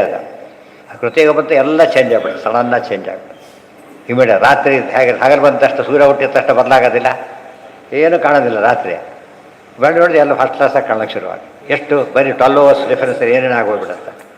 ಕಲಿಯುಗ ಬಂದರೆ ಸೂರ್ಯೋದಯ ಕತ್ಲಾದಾಗ ವಿಜ್ಞಾನ ಭಾನುಮತಿ ಕಾಲ ಬಲೇನ ನೀನೆ, ಸೂರ್ಯ ಮುಳುಗಿದ ವಾತಾವರಣ, ಇದು ಸೂರ್ಯ ಹುಟ್ಟಿದ ವಾತಾವರಣ ಕೃತಯುಗ ಅಂತೇಳಿದೆ. ವಿತ್ತೇಶು ನಿತ್ಯ ಕಲೇವರ್ಯಸ್ಮಿನ್ ಘಟಕುಡ್ಯ ಸನ್ನಿಭೆ ಆಯಿತು. ಪುರಾ ಅದು ಆಯಿತು. ಮೊನ್ನೆ ಮಮಾನುಗ್ರಹ ಈಶತೆ ಕೃತೋ ರಾಜ್ಯಾನುಬಂಧಾಪಗಮೋ ಯದೃಚ್ಛಯ. ಯಃ ಪ್ರಾರ್ಥ್ಯತೆ ಸಾಧುವಿರೇಕಚರ್ಯಯ ವನಂ ವಿವಿಕ್ಷು ಅಖಂಡಭೂಮಿಪೈ ಮನ್ಯೆ ಮಮ ಅನುಗ್ರಹ ಈಶತೆ ಕೃತಃ ರಾಜ್ಯಾನುಬಂಧಾಪಗಮಃ ಯದೃಚ್ಛಯ ಯಃ ಪ್ರಾರ್ಥ್ಯತೆ ಸಾಧುಭಿಃ ಏಕಚರ್ಯಯ ವನಂ ವಿವಿಕ್ಷು ವಿವಿಕ್ಷುದ್ಭಿಃ ಅಖಂಡ ಭೂಮಿಪೈ. ಇಷ್ಟೆಲ್ಲ ಆಗಿದೆ. ಇದೆಲ್ಲ ಮತ್ತೆ ಬೇರೆ ಬೇರೆ ಶ್ಲೋಕಗಳು ಒಂದೇ ಇರಬೇಕಾಗಿಲ್ಲ, ಎಲ್ಲ ಕಡೆ ಬೇರೆ ತೊಗೊಂಡ್ಬಿಡ್ತಾರೆ. ಇಷ್ಟೆಲ್ಲ ರಾಜ್ಯ ಎಲ್ಲ ಕಳೆದು ಬಿಟ್ಟಿದೆಯಲ್ಲ, ದೊಡ್ಡ ಅನುಗ್ರಹ ಇದು. ಅದು ಕುಂತಿ ಕೇಳ್ತಲ್ಲ ಹಾಗೆ ವಿಪತ್ತು ಬಂದರೆ ನಾವು ಉದ್ಧಾರ ಆಗ್ತೀವಿ ಅಂತ ಅರ್ಥ. ಇವತ್ತೇನಾದ್ರು ಸಾಮಾನ್ಯ ಶ್ರೀಮಂತ ಮಕ್ಕಳು ದಡ್ಡರಾಗ್ಲಿಕ್ಕೆ ಏನು ಕಾರಣ ಅಂದರೆ ಒಳ್ಳೆ ಸೌಲಭ್ಯ ಕೊಟ್ಬಿಡ್ತಾರೆ ಅವ್ರಿಗೆ. ಗೊತ್ತಾಯ್ತಾ? ಏನು ಕೊಡೋದು, ಕೆಲವರಂತೂ ಹೆಲಿಕಾಪ್ಟರ್ ಕಳಿಸ್ತಾರೆ ಬೇರೆಯವ್ರಿಗೆ, ಹೆಲಿಕಾಪ್ಟರ್ ದಿವಸ. ಗೊತ್ತಾಯ್ತಾ? ಇದು 200-300 ಕಿಲೋಮೀಟ್ರ್ ದೂರ, ಅದು ಪ್ರತಿಷ್ಠೆ ಅದು. ಅಂತ ಅವನೇನಾಗ್ತಾ ಹುಚ್ಚ ಬೆಳೆದ ಬೆಳೆದ್ಬಿಡ್ತಾನೆ, ನಮ್ಮನ್ನು ಯಾರು ಕೇಳ್ತಾರೆ ಅಂತೇಳಿ. ಈಗ ಓದೋದೇ ಇಲ್ಲ ಸಾಮಾನ್ಯ ಅವರು, ಕುಡಿಯೋದು ಬಂದ್ಬಿಟ್ಟು ದುರಾಭ್ಯಾಸ ಬಂದ್ಬಿಡ. ಚಿಕ್ಕ ಬಡವರಿಗೆ ಸಾಮಾನ್ಯವಾಗಿ ಏನಾಗ್ತಾರೆ ಅವರು, ಹಾರ್ಡ್ ವರ್ಕಿಂಗ್. ಅವ್ರು ಬುದ್ಧಿ ತಕ್ಕಂತೆ ಡೆವಲಪ್ ಆಗ್ಬೋದು. ಬುದ್ಧಿ ಎಲ್ಲರಿಗೂ ಒಂದೇ ರೀತಿ ಇರೋದಿಲ್ಲಲ್ಲ, ಬಟ್ ತುಂಬ ಉಪಯೋಗ ಮಾಡ್ತಾರೆ. ಭಾಳಷ್ಟು ತುಂಬ ಅಚೀವ್ ಮಾಡಿದಾರೆಲ್ಲ ತೀರ ಮಿಡ್ಲ್ ಕ್ಲಾಸು, ಬಿಲೋ ಮಿಡ್ಲ್ ಕ್ಲಾಸೇ ಜಾಸ್ತಿ ಇರೋದು ಅವರೆಲ್ಲ. ಅದಕ್ಕೆ ದೇವ್ರೇನು ತಿಳ್ಕೊಬೇಕಂತೆ, ದೇವರು ಅನುಗ್ರಹ ಮಾಡಿದ್ದಾನೆ ನಮಗೆ. ಬರೀ ಸುಖವಾಗಿ ಬೆಳೆದ್ಬಿಟ್ರೆ ಎಷ್ಟು ಕಷ್ಟ ಆಗೋದು. ಎಲ್ಲ ಟೈಪ್ ಜೀವನ ನೋಡಬೇಕಾಗ ಆ ವೈರಾಗ್ಯ ಬರೋದು. ಈ ವೈರಾಗ್ಯ ಬರೋದಿಲ್ಲ ಅವನಿಗೆ. ಮತ್ತು ಇಲ್ಲೇ ಈ ರೀತಿ ಹುಡ್ತಿಬಿಟ್ಟು ಅಂತ ತಿಳ್ಕೊಂಡ್ಬಿಡ್ತಾನೆ. ನರಕಕ್ಕೆ ಹೋಗಿರ್ತಾನೆ, ಗೊತ್ತಾಗಲ್ಲ ಅವನಿಗೆ. ಎಲ್ಲದನ್ನು ಅನುಭವಿಸ್ಬೇಕು. ಆಗ ನಿಮಗೆ ಇದು ಟೇಸ್ಟ್ ಕೂಡ ಗೊತ್ತಾಗುತ್ತೆ. ಹಸಿವಾದವನಿಗೆ ಊಟ ಮಾಡಿದರೆ ಹೇಗೆ ಟೇಸ್ಟ್ ಗೊತ್ತಾಗುತ್ತೆ, ಹಾಗೆ ಹೊಟ್ಟೆ ಮೇಲೆ ಟೇಸ್ಟ್ ಗೊತ್ತಾಗೋದಿಲ್ಲ. ಈ ಕಷ್ಟ ಬಂದವನಿಗೆ ಆಮೇಲೆ ಸುಖ ಬಂದಾಗ ಡಿಫ್ರೆನ್ಸ್ ಫೀಲ್ ಮಾಡ್ತಾನೆ. ಮತ್ತು ಉಳಿದವ್ರಿಗೆ ಹೆಲ್ಪ್ ಮಾಡೋಕ್ಕೆ ಇಷ್ಟಪಡ್ತಾನೆ. ಯಾಕೆ? ಪಾಪ ಎಷ್ಟು ನಾನು ಇದ್ದೆ, ನಮಗೆ ಕಷ್ಟ ಆಗುತ್ತೆ. ರಾಯರು ಎಷ್ಟು ಮಾಡ್ತಿದ್ದಾರೆ ನೋಡಿದ್ರೆ, ವಂಡರ್ಫುಲ್ ಅದು. ಇವ್ರದವ್ರು ಸಾಗಲ್ಲ, ನಾನು ಅವರು ಸಾಯಿಲಿ ಅಂತ ಒದ್ದಾಡ್ಬೇಕು. ಯಾರು ಕೆಟ್ಟ ಬುದ್ಧಿ ಅದು. ನನಗಾಗಿದೆ, ಅವ್ರಿಗೆ ಒದ್ದಾಡಲಿ. ಅದು ಇರಬಾರ್ದು. ಕೆಲವು ಮುಳ್ಳು ಚುಚ್ಚಿದೆ ತೆಗೆದುಬಿಟ್ಟು ಅಲ್ಲೇ ಹಾಕ್ತಾರೆ, ಕೆಲವು ದೂರ ಹಾಕ್ತಾರೆ. ಅದಕ್ಕೆ ನನ್ನ ಹತ್ರ ಇಷ್ಟು ನೋವಾಗಿದೆ, ಅವ್ರಿಗೆ ಆಗಬಾರ್ದು. ಕೆಲವ್ರು ಆಗಲ್ಲ, ಅಲ್ಲೇ ಬಿಟ್ಟು ಹೋಗೋದು, ಬಾಳೆಹಣ್ಣು ಸಿಪ್ಪೆ ಅಲ್ಲೇ ಸರಿಸಿ ಹೋಗೋದು ಅಷ್ಟೇ. ಹಾಗೆ ಮಾಡಿಕೊಡೋದು ಸ್ವಲ್ಪ ಮಾಡಿಬಿಟ್ರೆ ಅದೇ ಸೇವೆ ಅಂತ. ಎಷ್ಟು ಜನ ಬೀಳೋದು ತಪ್ಪಿಸ್ಕೊಂಡ್ಬಿಟ್ರೆ ಪುಣ್ಯ ಬರಲಿಲ್ಲ ಅವನಿಗೆ. ಆ ಥರ ಯೋಚನೆ ಮಾಡೋ ಕಾಲನೇ ಇಲ್ಲ. ನಾನು ತೆಗೆದಾಗ ಯಾರು ಕೊಡ್ತಾರೆ ನನಗೀಗ? ದುಡ್ಡು ಕೊಡ್ತಾರಾ? ಇಲ್ಲ. ಪ್ರತಿಯೊಂದರೂ ದುಡ್ಡು ಕೊಡಬೇಕು ಅವನಿಗೆ. ಎದ್ದು ಅವ್ನು ಕೇಳಿದಷ್ಟು ಕೊಡಬೇಕು. ಅದು ಬರೀ ಸ್ವಲ್ಪ ಕೊಟ್ಟರೆ ಸಾಲದು. ಈ ಥರ ಟೆಂಡೆನ್ಸಿ ಡೆವಲಪ್ ಆದರೆ ಸಾಧನೆ ಏನು ಮಾಡ್ತಾನೆ ಮನುಷ್ಯ? ಮನ್ಯೆ ಮಮ ಅನುಗ್ರಹ ಈಶ ಮೇ ಕೃತಃ. ಇಷ್ಟೆಲ್ಲ ಅನುಗ್ರಹ ಮಾಡಿದೆ. ಏನು? ರಾಜ್ಯಾನುಬಂಧಾಪಗಮೋ ಯದೃಚ್ಛಯ. ಎಲ್ಲ ರಾಜ್ಯ ಕಳೆದು ಬಿಟ್ಟಿದೆ, ಭಾರಿ ಖುಷಿ ಆಯಿತು ನನಗೆ. ಈ ಬುದ್ಧಿ ಬಂತು. ಅದಕ್ಕೆ ಭೂತೇ ನಿಜ, ಆದದ್ದೆಲ್ಲ ಒಡಿತೇ ಆಯಿತು. ನಮ್ಗೆ ಏನೇ ದೇವರು ಕೊಟ್ಟರು ಕೂಡ ಏನಂತ ಅರ್ಥ ಅದಕ್ಕೆ? ದೇವರಿಗೆ ಗೊತ್ತು ಯಾವುದು ಯಾರು ಯಾವಾಗ ಏನು ಕೊಡಬೇಕು ಅಂತ ಉದ್ಧಾರ ಆಗಲಿ. ಅದು ನಾವು ಯಾವ ಎಂಟರ್ಟೈನ್ ಮಾಡಬೇಕೆ ಹೊರತು ಏನು ಮಾಡಿಕೊಡೋದು, ರಿಜೆಕ್ಟ್ ಮಾಡೋದು, ಬೈಯೋದು ಮಾಡೋಕ್ಕೆ ಹೋಗ್ಕೊಡು. ರಿಜೆಕ್ಟ್ ಮಾಡೋ ಹಕ್ಕು ನಮ್ಗೆ ಇಲ್ಲೇ ಇಲ್ಲ. ಯಾರು ಕೇಳ್ತಾರೆ ಅದನ್ನು? ರಿಜೆಕ್ಟ್ ಮಾಡ್ತೀನಿ, ಫೇಲ್ ಸರ್ಟಿಫಿಕೇಟ್ ಹೇಳ್ತಾರೆ, ಬಿಸಾಕಿ ಹೋಗ್ತಾರೆ ಅಷ್ಟೇ. ಅದು ಸಾಧ್ಯ ಇಲ್ಲ. ಮನ್ಯೆ ಮಮಾನುಗ್ರಹ ಈಶತೆ ಕೃತಃ ರಾಜ್ಯಾನುಬಂಧ ಅಪಗಮಃ. ರಾಜ್ಯಾಪಗಮ, ಅನುಬಂಧಾಪಗಮ, ಒಂದು ಎರಡು ಹೊರಟುಬಿಡೋದು. ಯದೃಚ್ಛಯ ಯಃ ಪ್ರಾರ್ಥ್ಯತೆ ಸಾಧುಭಿರೇಕಚರ್ಯಯ ವನಂ ವಿವಿಕ್ಷುದ್ಭಿಃ ಅಖಂಡ ಭೂಮಿಪೈ. ಇವತ್ತು ನನಗೇನು ಸಿಕ್ಕಿದೆ ಈಗ? ಯಾವುದನ್ನು ಬಹಳ ಜ್ಞಾನಿಗಳು ಇಷ್ಟಪಡ್ತಾರಲ್ಲ, ವನಕ್ಕೆ ಹೋಗಬೇಕು ಅಂತ ಗತಿ ನನಗೆ ಬಂದಿದೆ. ಭಾರಿ ಖುಷಿ ಆಯಿತು ಅಂತ. ತುಂಬ ಇಂಪಾರ್ಟೆಂಟ್. ಅಂದರೆ ನಾನು ರಾಜನಾಗಿದ್ದಾಗ ಏನು ಸುಖಪಟ್ಟೆ ಅದೆಲ್ಲ ಭ್ರಮೆ. ಅದು ಒಂದು ರಾಜ್ಯ ಹೋಯ್ತು, ಈಗ ಎಚ್ಚರ ಬಂತು ಅಂಥೇಳಿ ಜ್ಞಾನಿಗಳೆಲ್ಲ ಏನು ಮಾಡ್ತಾರೆ? ದುಃಖ ಬಂದ ಕಾಲಕ್ಕೆ ಅದನ್ನ ನೋಡೋದು ಸ್ವಾಗತ ಮಾಡ್ತಾರೆ. ಎಚ್ಚರ ಸುಖ ಇದ್ದಾಗ ಏನು ಮಾಡ್ತಾನೆ ಮನುಷ್ಯ? ಮರೆತುಬಿಟ್ಟು ಎಂಜಾಯ್ ಮಾಡ್ತಾ ಕೂತ್ಬಿಟ್ಟಿರ್ತಾನೆ. ಅಂಥವ್ನು ನಿಂತವನು ಹೋದಾಗ ಜ್ಞಾಪಕ ಶುರುವಾಗುತ್ತೆ. ಹಾಗೆ ಅಂದರೆ ಒಳ್ಳೆಯದು. ಸಂಪತ್ತು ಕಳೆದಾಗ ದೇವರು ಅನುಗ್ರಹ ಮಾಡ್ದ ಅಂತ ತಿಳಿಬೇಕು. ಯಾತಕ್ಕೆ? ಈಗಲಾರು ಕೂಡ ಏನು ಬಂತು ನಮಗೆ? ಎಚ್ಚರ ಬಂತಲ್ಲ, ಅದಕ್ಕೋಸ್ಕರ ದೇವರು ಅದಕ್ಕೆ ಹೇಳ್ತಾನೆ, ಭಕ್ತಿಗೆ ಸಾಮಾನ್ಯ ಸಂಪತ್ತು ಕೊಡೋದಿಲ್ಲ ಅಂತ ಹೇಳ್ಬಿಡ್ತಾನೆ. ಯಾಕಂದ್ರೆ ತಲೆ ಕೆಟ್ಟು ಹೋಗಬಾರ್ದು ಅವ್ರಿಗೆ ಅಂತ. ಕೆಲವ್ರಿಗೆ ಕೊಡ್ತೇನೆ, ಯಾರಿಗೆ ತಲೆ ಕೆಡೋದಿಲ್ಲ ಅಂತ ಗೊತ್ತಿದೆ ಅವ್ರಿಗೆ ಕೊಡ್ತೇನೆ. ಇವತ್ತು ಕಾರ್ ಫಾಸ್ಟಾಗಿ 80 ಕಿಲೋಮೀಟರ್ಸ್ ನಿಲ್ಲಿಸೋದಿಲ್ಲ. ಟ್ರ್ಯಾಕ್ಟರ್ ಹೋದರೆ ಒಳಗೆ ಬಡ್ಬಿಡ್ತಾರೆ ಹಿಡ್ಕೊಂಡು. ಯಾಕೆ? ಅವ್ನು ಯೋಗ ಅಲ್ಲ. ಅದಕ್ಕೆ ಯಾರಿಗಾದ್ರೂ ಇವತ್ತು ಐಶ್ವರ್ಯ ಕೊಟ್ಟವ್ರು ಬುದ್ಧಿ ಕೆಟ್ಟಿಲ್ಲ ಅಂದರೆ ನಾನು ಅನುಗ್ರಹ ಮಾಡಿದ್ದೇನೆ ಅಂತ ಅರ್ಥ. ಹಾಗೆ ಕೊಟ್ಟೇನೆ ಅಂದರೆ ಅವ್ರು ಹಾಳು ಮಾಡ್ತಿದ್ದೇನೆ ಅಂತ ಅರ್ಥ. ಅವ್ರ ಮಕ್ಕಳಿಗೆ ದುಡ್ಡು ಕೊಟ್ಬಿಡಿ ಹಾಳಾಗೋಗ್ಬಿಡ್ತಾರೆ. ಅವ್ರು ಕೇಳಿದ್ರೆ ಎಷ್ಟು ಬೇಕು ಅಷ್ಟು ಕೊಡ್ತಾರೆ ಹೊರತು ಚಿನ್ನದ ಸರ ಹಾಕಿ ವಜ್ರದ ಇದನ್ನು ಹಾಕಿ ಬೇರೆ 100 ಕೊಟ್ಟು ಬೆಳೆ ಬರೋದೇ ಇಲ್ಲ. ಹೆಚ್ಚೋಡೋಗಿರ್ತಾರೆ ಆಗಲೇ. ನಿನ್ನ ಯಾವುದೇ ಕೇಸು ನೋಡಿ ಪಾಪ ಎಷ್ಟು ಮೂರ್ಖರು ಹುಚ್ಚಿರ್ತಾರೆ ಅಂದರೆ, ಕರ್ಕೊಂಡು ಭೂತವನ್ನು ಕರ್ಕೊಂಡು ಹೋಗಿಬಿಟ್ಟು ಯಾರೋ ಕರೀತಾರೆ, ಕರ್ಕೊಂಡು ಹೋಗಿ ಇಲ್ಲಷ್ಟು ಡಿಮ್ಯಾಂಡ್ ಮಾಡಿ ತಯಾರು ಮಾಡ್ಕೊಂಡಿದ್ದ ಅಷ್ಟಲ್ಲೇ ಕೊಂದಾಕ್ಬಿಟ್ಟಿದೆ. ಅದ್ರ ಉದ್ದೇಶ ಅವ್ರಿಗೆ ಸಾಯಿಸೋದೇ ಇರ್ತಾರೆ. ಇದು ಎದುರಿಗೆ ಯಾರು ಕರೆದ್ರು ಕ್ಲಾಸನ್ನು ನಡೆಸಬೇಕಾದ್ರೆ ಮಾತ್ರ ಸಾಮಾನ್ಯ ಕಳಿಸ್ಬಿಡ್ತಾರೆ. ಅದು ಮನುಷ್ಯ ಇಷ್ಟು ಕೆಟ್ಟದನ್ನು ಬೆಳೆಸ್ಕೊಂಡ್ರೆ ಇನ್ನು ಮನುಷ್ಯ ಅಂತ ಯಾರು ಕರೀತಾರೆ ಅವ್ರನ್ನ?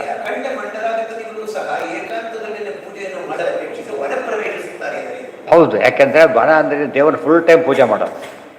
ಫುಲ್ ಟೈಮ್ ಮನುಷ್ಯರಲ್ಲಿ ಇಲ್ಲಿ ವಾನಪ್ರಸ್ಥಾಶ್ರಮ ಅಂದರೆ ಶಾಸ್ತ್ರ ಓದ್ತಾ ಕೂತ್ಬಿಟ್ರೆ ಅದೇ ವಾನಪ್ರಸ್ಥಾಶ್ರಮ.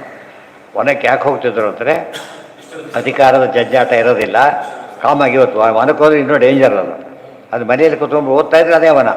ವನಂ ಸಜ್ಜನ ಸಂಗತಿ, ಸಜ್ಜನರ ಗುಂಪಿನಲ್ಲಿ ಸೇರಿಬಿಟ್ರೆ ಅದೇ ವನ ಇದ್ದಾಗ. ಸಜ್ಜನರು ಒಂದಿದ್ದರೆ ವನ ಅನ್ನೋದಿಲ್ಲ. ತೋಟ ಅಂದರೆ ನೂರಾರು ಇರಬೇಕು, ಅದಕ್ಕೆ ವೆರೈಟಿ ಇರಬೇಕು. ಅದಕ್ಕೆ ನೀನು ವನ ಮನೆ ಅದೇ ಅದೇ ವನಪ್ರಸ್ಥಾಶ್ರಮ. ಅದಾಗಿರೋ ಬಾಲಕ ಕುತ್ಕೊಂಡ್ಬಿಟ್ರೆ ಓದ್ತಾ ಒಳ್ಳೆ ವನಪ್ರಸ್ಥಾಶ್ರಮ. ಅರ್ಥ ಆಗ್ಬೇಕಷ್ಟೇ. ನಿದ್ದೆ ಬಂದ್ಬಿಡುತ್ತೆ ಅಷ್ಟೇ. ನೆಕ್ಸ್ಟ್ ಯದ್ವಾ ಬಚುಕುಂದರಾಜ ನಿದ್ದೆ ಮಾಡಿದ್ರೆ ಜ್ಞಾಪಿಸ್ಕೋಬೇಕು ನಾವು. ನಿದ್ದೆ ಬಂದ ತಕ್ಷಣ ಬಚುಕುಂದರಾಜ ಹೇಳಿದ್ದಾರೆ ಮನಕೋಬಾರದು ಅಂತ. ಯದ್ವಾಚಿ ತಂತ್ಯಾಂ ಯಃ ಪ್ರಾರ್ಥ್ಯತೆ ಸಾಧುಭಿ. ವನಕ್ಕೆ ನನ್ನ ಸ್ಥಿತಿ ಏನು ಬಂತಲ್ಲ, ಜ್ಞಾನಿಗಳು ಇಷ್ಟಪಡ್ತಾರಾಗಿರ್ಲಕ್ಕೋಸ್ಕರ, ಜ್ಞಾನಿಗಳು ಇಷ್ಟಪಡ್ತಾರೆ ಅಂಥ ಸ್ಥಿತಿ ಈಗ ತಂದಿದ್ದೇನೆ, ಇನ್ನು ಖುಷಿ ಆಗುತ್ತೆ. ಓದ್ಲಿಕ್ಕೆ ತುಂಬ ಹತ್ಕೊಂಡ್ಬಿಟ್ಟು ತಲೆ ಕೆಟ್ಟೋಗ್ಬಿಡುತ್ತೆ. ನೀವು ಸುಮ್ಮನೆ ಶೇರ್ ತೊಗೊಂಡು ಕುತ್ಕೊಂಡ್ಬಿಡಿ, ಎಲ್ಲ ರೋಗ ಬಂದುಬಿಡುತ್ತೆ ನಿಮಗೆ. ಅದು ಏರೋದು ಇಳಿಯೋದು ಮಾಡ್ತಾ ಇವನು ಬಿ ಪಿ ಏರೋದು ಆಗಿಬಿಟ್ಟು ಹೋಗೇ ಬಿಡ್ತಾನೆ ಒಂದು ದಿವಸಕ್ಕೆ. ಅದು ಮಾಡಬಾರ್ದು. ಯಾಕಂದ್ರೆ ಟೆನ್ಷನ್, ಯಾವಾಗ ಟೆನ್ಷನ್ ಇರ್ತದೆ. ಆ ಲಾಭಕ್ಕೆ ಹಾಕಿದ್ದಾರೆ, ಬರುತ್ತೋ ಎಲ್ಲೋ ಗೊತ್ತಿಲ್ಲ. ನೀವು ಎಫ್ ಡಿ ಆದರೆ ಕೊನೆ ಪಕ್ಷ ಏನಿದೆ ಅಷ್ಟು ಬರುತ್ತೆ. ಅತಿ ಆಸೆ ಪಡ್ತಾನೆ, ಕೊನೆಗೆ ಎಲ್ಲೆಲ್ಲೋ ಏನೋ ಆಗಿಬಿಡುತ್ತೆ. ಅದು ಬಿಡಬೇಕಿಲ್ಲ, ಎಲ್ಲ ರಿಲೀವ್ ಆಗಿಬಿಡೋಕೆ. ಅದರಿಂದ ಇನ್ನು ತೊಗೊಂಡು ಬಾಯ್ತು, ಇನ್ನೆಲ್ಲಿ ಖರ್ಚು ಮಾಡೋದೇ ಹೊರತು ಇನ್ನು ಸೇವ್ ಮಾಡೋದೇನು ಬಂತೀಗ, ಮುಗಿದೋಗ್ತಾಗ. ಯದ್ವಾಚಿ ತಂತ್ಯಾಂ ಗುಣಕರ್ಮ ನಾಮಭಿ. ಊಟ ಕೂತ್ಕಾಲಕ್ಕೆ ಕೆಲವೆಲ್ಲ ಆ ಕಡೆ ಈ ಕಡೆ ಇಟ್ಕೋಬೋದು, ಆಮೇಲೆ ತಿನ್ಬೋದು ಅಂತೇಳಿ. ಮಜ್ಜಿಗೆ ಆಮೇಲೆ ಏನು ತಿಂತಾನೆ, ಚೆಲ್ಲಿ ಹೋಗೋದು ಅಷ್ಟೇ. ನೇನು ಮಾಡೋಕ್ಕೂ ಸಾಧ್ಯ. ಅದು ಯೋಚನೆ ಮನುಷ್ಯ ಪ್ರತಿಯೊಬ್ಬರು ಕೂಡ ಅದನ್ನು ಒಂದು ಕಾಲ ಆದಮೇಲೆ ಇದು ಇರ್ಲಕ್ಕೆ ಹೋಗಬಾರ್ದು. ಯದ್ವಾಚಿ ಸರ್ವೇ ವದಾಮಹ ಯದ್ವಾಚಿ ತಂತ್ಯಾಂ ಗುಣಕರ್ಮ ನಾಮಭಿ ಸದಾಮಭಿರ್ವತ್ಸ ವಯಂ ಸುಯೋಜಿತಾಃ ಸರ್ವೇ ವಹಾಮೋ ಬಲಿಮೀಶ್ವರಾಯ ರೋತಾನಸೀವ ದ್ವಿಪದೇ ಚತುಷ್ಪದಃ. ಇದು ಬ್ರಹ್ಮದೇವರ ಮಾತಿದು. ಪ್ರಿಯವ್ರತರ ಅದನ್ನು ಹೇಳ್ತಾರೆ. ಆತೇನು ಮಾಡ್ತಾನೆ, ನಾ ವಿರಕ್ತ ಸನ್ಯಾಸಿ ಆಗಿಬಿಡ್ತಾನೆ ಅಂತ ಮನೆ ಬಿಟ್ಟು ಹೊರಟ್ಬಿಡ್ತಾನೆ. ಅವರಪ್ಪ ಯಾರು? ಸ್ವಯಂಭವ ಮನು. ಅವ್ರ ಗುರುಗಳು ಯಾರು? ನಾರದರು ಗುರುಗಳು, ಸ್ವಯಂಭವನು ಅಪ್ಪ. ಅದು ಹೊರಟ ತಕ್ಷಣ ಜೊತೆ ತಾವು ಹೋಗ್ತಾರೆ. ಯಾಕಂದ್ರೆ ತಾವು ಹೇಳಿದ್ರೆ ಕೇಳೋದಿಲ್ಲ. ಕೆಲವರು ಇರ್ತಾರೆ, ಅವ್ರು ತಂದೆ ಮಾತು ಕೇಳೋಲ್ಲ, ಗುರುಗಳ ಮಾತು ಕೇಳೋದಿಲ್ಲ, ಯಾರು ಧರ್ಮಾದಿ ಕೂಡ ಕೇಳಲಿಲ್ವಲ್ಲ. ಹಾಗೆ ಅದಕ್ಕೆ ಅವ್ರು ತಾವು ಹಿಂದೆ ಹೋಗ್ತಾರೆ. ಆ ತಪಸ್ಸಿಗೆ ಅಂತ ಹೋಗ್ತಾರೆ, ಪರ್ಯಾವತಕ್ಕೆ ಹೋಗ್ತಾರೆ. ಆಗ ಬ್ರಹ್ಮದೇವರು ಬರ್ತಾರಲ್ಲಿ, ಅವ್ರ ಕೈಲಿ ಹೇಳಿಸ್ತಾರೆ, ನೀವು ಹೇಳಬೇಕಾಗ್ತದೆ. ಅವ್ರು ಹೇಳ್ತಾರೆ, ಅವ್ರು ಹೋಗ್ತಾರೆ. ದೊಡ್ಡವ್ರ ಕೈ ಹೇಳಿಸೋ ಪದ್ಧತಿ ತೋರಿಸಿದ್ದಾರೆ. ಅದಕ್ಕೇ ನಾನೇನು ಮಾಡಿದ್ದೆ, ನಾವೆಲ್ಲ ಕೂಡ ಬ್ರಹ್ಮದೇವರು ಹೇಳ್ತಾರೆ, ನೀನು ಇಷ್ಟ ಬಂದ ಮಾಡೋ ಅಧಿಕಾರ ನಿನಗಿಲ್ಲ. ಈಗ ಯಾವುದಕ್ಕೆ ಅಪಾಯಿಂಟ್ ಆಗಿರ್ತಾರೆ ಕೆಲಸ ಮಾಡಬೇಕು ಅಂತ ಏನು ತೋಚಿದ್ದು ಮಾಡಿದರೆ ಕೊಡೋದಿಲ್ಲ. ನೀನೀಗ ಗೃಹಸ್ಥನಾಗಬೇಕು ಅಂತ ಭಗವತ್ ಸಂಕಲ್ಪ ಇದೆ. ಅದನ್ನು ಗೃಹಸ್ಥನಾಗಬೇಕು ನೀನೀಗ, ಅದು ಅನಿವಾರ್ಯ. ತಮ್ಮ ಎಕ್ಸಾಂಪಲ್ ಕೊಡ್ತಾರೆ. ನಮ್ಮನ್ನು ನೋಡಿ ಈಗ ನಾವು ಕೂಡ ಅಷ್ಟೇ ಸೃಷ್ಟಿ ಮಾಡೋ ಕೆಲಸ ಮಾಡಬೇಕು ನಾವು ಅಷ್ಟೇ ಹೊರತು ಅದೇನೋ ತಿನ್ನಿಸಕ್ಕೆ ಬರೋದಿಲ್ಲ. ಇದ್ದಾಗ ಲೆಕ್ಕ, ಅದು ಬೈಂಡಿಂಗ್ ಡ್ಯೂಟಿ ಇದ್ದಾಗ. ಅವ್ರು ಹೇಳ್ತೀವಿ ಯದ್ವಾಚಿ ತಂತ್ಯಾಂ ಗುಣಕರ್ಮ ನಾಮಭಿ ಸದಾಮಭಿ ವತ್ಸ ವಯಂ ಸುಯೋಜಿತ. ವತ್ಸ ಮಗು, ಚಿಕ್ಕವಂತಾನೆ ವತ್ಸ ಅಂತ ಕರೀತಾರೆ. ವತ್ಸ ಸುಯೋಜಿತ, ನಮಗೊಂದು ಹೆಸರು, ಒಂದು ಕೆಲಸ, ಒಂದು ಗುಣ ಎಲ್ಲ ಕೊಟ್ಟಿದ್ದಾನೆ ಅಂತ ತಕ್ಕಂತೆ ಕೆಲಸ ಮಾಡಬೇಕು ಅಂತ ಅರ್ಥ. ಅಪಾಯಿಂಟ್ಮೆಂಟ್ ಇದಕ್ಕಾಯ್ತು ಅಂದರೆ ಅದೆಲ್ಲ ಬಂಧನ, ಅದನ್ನೇ ಮಾಡಬೇಕು, ಅವನು ಬೇರೆ ಮಾಡಾಗಿಲ್ಲ. ಯದ್ವಾಚಿ ತಂತ್ಯ, ವಾಚಿ ಎಂಬ ಬಂಧನ, ತಂತಿ. ಗುಣಕರ್ಮ, ಗುಣ ಕರ್ಮ ನಾಭ. ನಮ್ಮ ದೇಹದಲ್ಲಿ ಗುಣಗಳಿವೆ, 3 ಗುಣಗಳು. ಹೆಚ್ಚಿದ್ದಾಗ ಬ್ರಾಹ್ಮಣ ಜನ್ಮ, ಸ್ವಲ್ಪ ಕಡಿಮೆ ಆದರೆ ಕ್ಷತ್ರಿಯ, ಈ ರೀತಿ ಇದೆ. ಅದಕ್ಕೆ ತಕ್ಕಂತೆ ಕೆಲಸ ಮಾಡಬೇಕು. ಆಮೇಲೆ ಕರ್ಮ, ಅದು ಅಲಾಟೆಡ್ ವರ್ಕ್. ಅದು ನಾಮ, ಹೆಸರು. ಸ್ವದಾಮಭಿಹಿ, ಪರಮಾತ್ಮ ಹಗ್ಗ ಹಾಕಿ ಕಟ್ಟಿದ್ದಾನೆ. ವತ್ಸ ವಯಂ ಸುಯೋಜಿತಾ ಸರ್ವೇ ವಹಾಮೋ ಬಲಿಮೀಶ್ವರಾಯ. ಬಲಿ ಅಂದರೆ ಈ ಪೂಜೆ. ಎಲ್ಲರೂ ಭಗವಂತನೇ ನಾವು ಪೂಜೆ ಮಾಡ್ತಾ ಇದ್ದೇವೆ, ನಮ್ಮ ಕೆಲಸ ಅದು. ಈಶ್ವರಾಯ ಪ್ರೋತಾ ನಸೀವ ದ್ವಿಪದೇ ಚತುಷ್ಪದ. ನಸಿ, ಮೂಗಿನೊಳಗೆ ದಾರ ಹಾಕಿಬಿಟ್ಟು ದ್ವಿಪದೇ, ಒಬ್ಬ 2 ಕಾಲು ಮನುಷ್ಯ ದ್ವಿಪದ, ಚತುಷ್ಪದ 4 ಕಾಲು ಪ್ರಾಣಿಗಳು. ಇವತ್ತು ಎತ್ತು ಗಾಡಿ ನೋಡಿರಲ್ಲ ಜನಗಳಿಗೆಲ್ಲ. ಅದು ಬ್ರೇಕ್ ಅಂದರೆ ಅದೇ ಬ್ರೇಕ್ ಹಾಕೋದು. ಏನರ್ಥ, ಮೂಗು ದಾರ ಹಾಕಿಬಿಟ್ಟಿರ್ತಾರೆ, ಹಗ್ಗ ಇಲ್ಲಿರುತ್ತೆ. ಈ ಕಡೆ ಎಳೆದ್ರೆ ರೈಟ್ ಅಂತ ಹೋಗ್ಬೇಕು, ಈ ಕಡೆ ತಿರುಗಬೇಕು, ಈ ಕಡೆ ಬರಬೇಕು. ಬಿಟ್ಟುಬಿಟ್ರೆ ಸ್ಟ್ರೇಟ್ ಹೋಗ್ಬೋದು. ಬ್ರೇಕ್ ಇದ್ದಾಗ ಅದಕ್ಕಂತ ನೋವಾಗುತ್ತೆ. ಅದಕ್ಕೆ ನೋವಾಗುತ್ತೆ, ಸ್ವಲ್ಪ ಮುಂದಿನಿಂದ ಹೋಗೋದ್ರಿಂದ ನೋವಾಗುತ್ತೆ. ಅದಕ್ಕೆ ಡಿಕೇಶನ್. ಹೇಳಿದಾಗ ಕೈಬಿಟ್ಟು ಏನು ಮಾಡಲ್ಲ ಅಂತ ಗೊತ್ತಿಲ್ಲದ್ರೆ ಹೊಡಿತಾರೆ. ಅಷ್ಟು ಮಾಡಿದರೆ ಹೋದರೆ ಸರಿ, ಇಲ್ಲದವ್ರು ಹೊಡಿತಾರೆ. ಆದ್ದರಿಂದ ಆ ರೀತಿ ನಾವಿದ್ದೇವೆ ಈಗ. ದೇವ್ರ ಮಾತು ಎಲ್ಲರೂ ಕೂಡ ಕೇಳಬೇಕೇ ಹೊರತು ಯಾರು ಬಿಡ್ಲಿಕ್ಕೆ ಸಾಧ್ಯ ಇಲ್ಲ. ನಿನ್ನ ವಿಧಿ ಇರೋದು ಹಾಗೇನೆ. ಇನ್ನು ಮೊದಲು ಗೃಹಸ್ಥನಾಗಬೇಕು, ಸಂತತಿ ಪಡೆದು ರಾಜ್ಯ ಮಾಡಬೇಕು, ಏನೋ ಮಾಡಬೇಕು. ಆಮೇಲೆ ಬೇಕಾದ್ರೆ ಯತಿ ರಿಟೈರ್ ಏನಾದ್ರು ಮಾಡ್ಕೊಂಡು ಹೋಗು. ಸರ್ವಿಸಲ್ಲಿದ್ದ ಮಾಡಿದರೆ ಕೆಲಸ ಕಳ್ಕೊತಿಲ್ಲ ಅಂತಾರಲ್ಲ ಹಾಗೆ. ಯದ್ವಾಚಿತಂತ್ಯಾಂ ಗುಣಕರ್ಮ ನಾಮಭಿ ಸ್ವದಾಮಭಿರ್ವತ್ಸ ಇವಯಂ ಸುಯೋಜಿತಾ ಸರ್ವೇ ವಹಾಮೋ ಬಲಿವೀಶ್ವರಾಯ ಪ್ರೋತ ನಶೀವ. ನಶಿ ಅದೇ ನಶ್ಯ ಅಂತಾಗಿತ್ತು. ಮೂಗಿನೊಳಗೆ ಹಾಕೋತಾರ ನಶ್ಯ. ಭಕ್ಷ್ಯ ಭೋಜ್ಯ ಅಲ್ಲದು. ಭಕ್ಷ್ಯ ಭೋಜ್ಯ ಬಾಯಿಗೆ ಹಾಕ್ಕೊಟ್ರೆ, ಮೂಗಿಗೆ ಹಾಕ್ಕೊಟ್ರೆ ನಶ್ಯ. ನಶ್ಯ ದ್ವಿಪದೇ ಚತುಷ್ಪದ ದೃಷ್ಟಾಂತ. 2 ಕಾಲಿನವರಿಗೆ 4 ಕಾಲಿನವ್ರು ಹೇಗೆ ಇದು ಮಾಡಬೇಕು ಹಾಗೆ ನಾವೆಲ್ಲ ಕೂಡ ದೇವರಿಗೆ ಸೇವಕರಾಗಿದ್ದೇವೆ. ಹೋಗಿ ಮದುವೆಯಾಗಿ ರಾಜ್ಯಭಾರ ಮಾಡು ಅಂತ ಹೇಳ್ತಾರೆ, ಹೋಗ್ತಾರೆ. ಭಯಂ ಪ್ರಮತ್ಯಸ್ಯ ವನೇಶ್ವಪಿ ಸ್ಯಾತ್ ಯತೋ ವಸಂತೆ ಸಹ ಷಟ್ಸಪತ್ನಾಃ ಜಿತೇಂದ್ರಿಯಸ್ಯಾತ್ಮರತೇರ್ಬುಧಸ್ಯ ನಿರಾಶ್ರಮಃ ಕಿನ್ನು ಕರೋತ್ಯವದ್ಯಂ.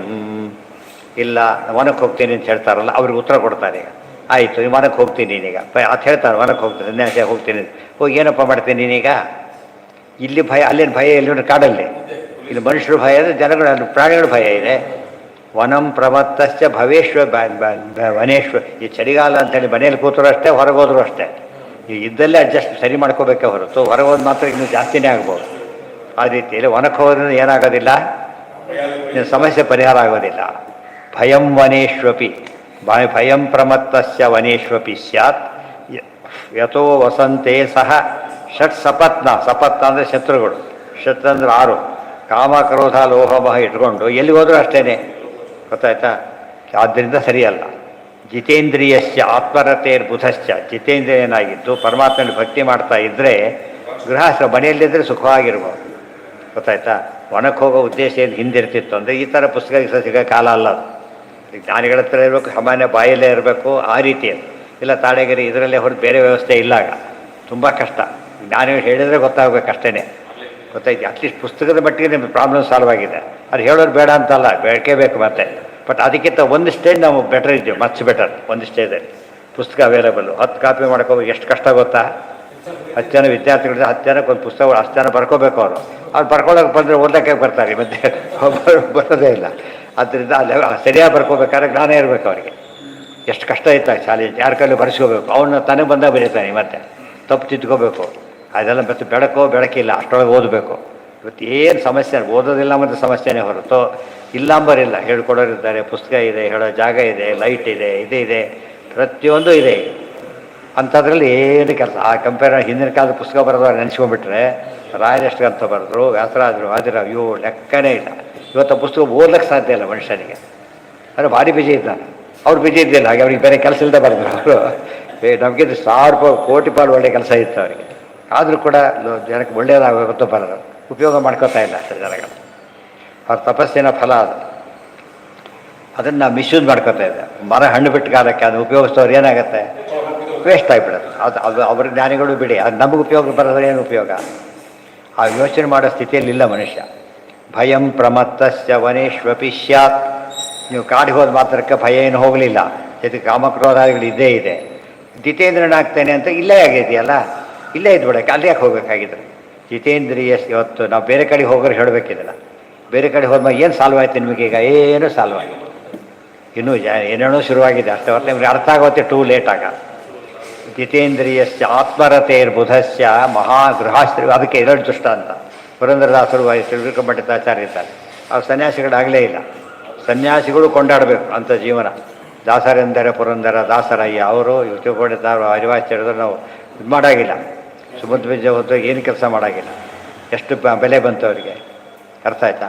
ಅದನ್ನು ನೀವು ಸಾಧನೆ ಮಾಡಿದ್ರೆ ನಿಮ್ಮ ಸಾಧನೆ ಸರಿಯಾಗಿ ಮಾಡಿ ಅಷ್ಟೇ ಹೊರತು ಅದೇ ಆಗಬೇಕು ಅಂತ ತಲೆಯಲ್ಲಿ ಹಾಕ್ಕೋಬೇಡಿ. ದೇವರು ನಮಗೆ ಯಾವ ದೇಹ ಕೊಟ್ಟಿದ್ದಾನೆ, ಯಾವ ಸ್ಥಳದಲ್ಲಿ ಹುಡಿಸಿದ್ದಾನೆ, ಏನು ಮಾಡಿದ್ದಾನೆ, ಬೆಟರ್ ಹುಡುಕಿಬೇಕಾದ್ರೆ ಅದಕ್ಕಿಂತ ಕಡಿಮೆ ಹೋಗ್ಲಿಕ್ಕೆ ಹೋಗಬಾರ್ದು. ಕರೋತಿ ಅವಧ್ಯಂ. ಗೃಹಾಶ್ರಮ ಅವಧ್ಯ ಅಂದರೆ ದೋಷ. ಗೃಹಸ್ಥಾಶ್ರಮ ಆಗೋದು ಏನೂ ತಪ್ಪಿಲ್ಲ. ಎದುರು ಯಾವುದೇ ಉಪನ್ಯಾಸ ಕೇಳಿಬಿಡ್ತಾರೆ, ತಲೆ ಕೆಟ್ಟೋದಾಗುತ್ತೆ, ಕೆಲಸ ಬಿಡ್ತೀನಿ ಅಂತ ಬಂದುಬಿಡ್ತಾರೆ. ರಿಸೈನ್ ಮಾಡಿ ಓದ್ತೇವೆ ಬಂದು ಆಗಲ್ಲ. 40-50 ವರ್ಷ ಆಗಿರೋದು. ಏನು ಓದ್ತಾರೆ ಈ ಮಧ್ಯೆ ಅವರು, ಗೊತ್ತಾಯ್ತಾ? ಮನೆಗೆ ಇನ್ನೊಂದು ಎಕ್ಸ್ಟ್ರಾ ಬರ್ಡಲಾಗ್ತಾರೆ ಅಷ್ಟೇ, ಹೊತ್ತೇನೂ ಆಗೋದಿಲ್ಲ. ಒಬ್ಬನೇ ಮಗ ಎಷ್ಟೊತ್ತಂತವ್ರು ಬಂದಿದ್ದಾರೆ ಪಾಪ. ಅದ್ಯಾರೇ ಕೆಲಸ ಬಿಡ್ತೀನಿ ಅಂತ ಕೂತ್ಬಿಟ್ಟಿದ್ದಾನೆ. ಅವನು ಒಬ್ಬನೇ ಮಗ, ಮದುವೆ ಆಗ 30 ವರ್ಷ, ಬ್ಯಾಂಕಲ್ಲಿ ಕೆಲಸ. ಮದುವೆ ಆಗೋದು ಕೇಳ್ತಾ ಇಲ್ಲ, ನಾನು ಶಾಸ್ತ್ರ ಓದ್ತೀನಿ ರಿಸೈನ್ ಮಾಡಿ ಅಂತ ಹೇಳ್ತಾರೆ. 30 ವರ್ಷಕ್ಕೆ ಏನು ತಿಳಿತಾತ್ಗೀಗ? ಅದನ್ನೇನೆ ಆಯ್ತು ಕೆಲಸ ಮಾಡಿಕೊಂಡು ಮನೆಯಲ್ಲೇ ಇಟ್ಕೊಬರಲ್ಲ, ಪಾಠ ಹೇಳಿಸು. ಎಷ್ಟು ಉಪಯೋಗ ಆಗುತ್ತೆ? ಇವತ್ತು 18 ತಾಸು ಬೇರೆ ಕೆಲಸ ಓದಕ್ಕಾಗೋದಿಲ್ವೋ? ಇನ್ನೂ ಸಂಸಾರ ಸಾಕಿದಾಗಾಯಿತು, ನಿನಗೆ ಜ್ಞಾನನೂ ಬಂದಾಗ. ಕೆಲಸ ಬಿಡೋದು ಏನು ಬಂದಾಗೈತೆ? ಏನೂ ಇಲ್ಲ, ಬರಡೋದು.